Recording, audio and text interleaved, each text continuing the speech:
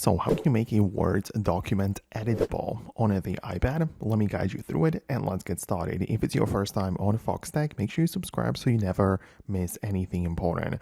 Whenever you come across a Word document, for example, in a mail app or saved in your files, so for example, I can go to my Files app and look for that thing specifically, so I can literally just type in Word into the search and you can see a couple of things are going to show up.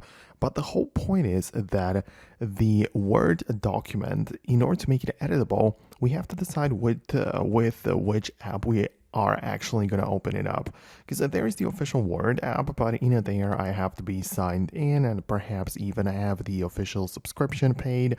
So I don't really want to go that route.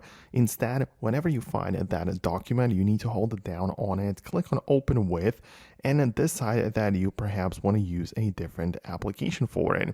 Right, so you usually have the ability to open your documents through the Apple Pages app, and if you don't have that available, then you can just download it for free from the App Store, and it's like the official Apple's document editor, and in there you should have the ability to edit most of the things, right? So even if you have like some documents from whatever, you can just open it through the Pages app, then click on edit and perform whatever change you wanted. So I guess it would get the job done.